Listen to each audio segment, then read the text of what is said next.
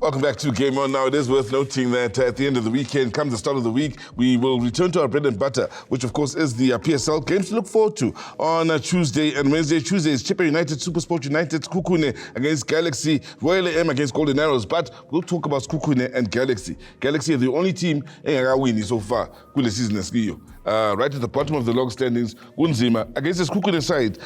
Jerry, I need to point out that's been in a decent run of form. Is Kukune. They've lost one, won 3, and drawn 1 in their last 5. So, hey, what problems there? Look, Alex. A lot of problems.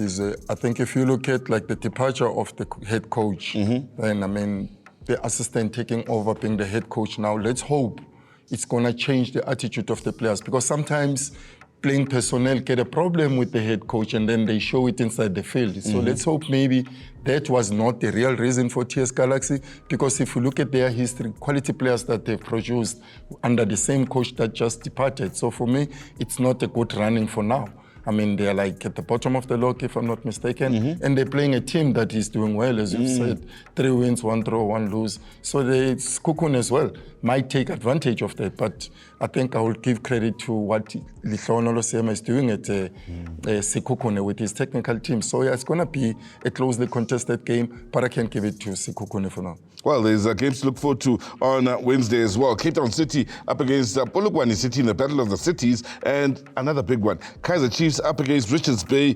Both these sides have had their problems. Chiefs haven't won in the last 3. They've lost 2 of those 3. Richards Bay, they've got their own troubles. They haven't won in their last 5. They've lost 3, drawn 2 in their last 5. Both these sides need a turnaround. So, this international break is right for one. I think it's Katis right. I think there was a lot that Chiefs, especially the coach, that has to do with the players. I mean, if even the management, if you come and give the players a pep talk and tell them this is a big club and where we are, we're not doing well.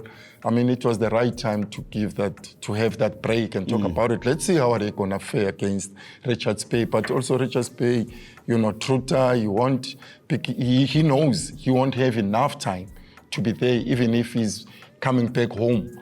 But somehow, if he doesn't give the results, the door is open. That's his worry now. So it's going to be a closely contested game, but I'll give it to Chiefs. And also to talk about the Chiefs goalkeeper, Ntwari. I watched him play for his country on television in the Africa Cup of qualifiers. What a goalkeeper. He was splendid. So this is something which I thought he needs to bring back to the club.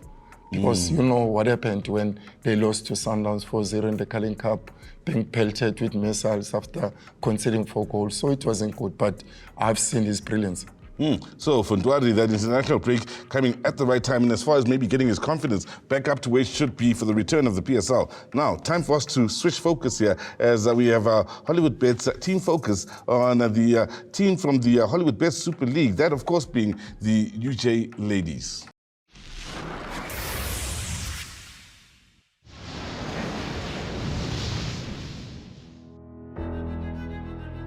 Universities, they form a key part of our football ecosystem, both in the men's and the women's game. Some players may finish high school and they're not quite ready for the top flight game, so another step is needed in their journey. In the women's game, we have seen UWC ascend to great heights. TAX and TUT produce quality players time and time again, and another team we have to throw into the mix is the University of Johannesburg, commonly known as UJ. We've got good institutions all around the country who are playing good football, but UJ, I think when you come to UJ, the brightness of that orange just speaks a lot in terms of the confidence that we have and also the style of play that we always are using on the pitch, you know. So I think UJ is one of those top teams, especially in university football, that you want to align next to. You don't want to come up against them. I think this is a family away from home.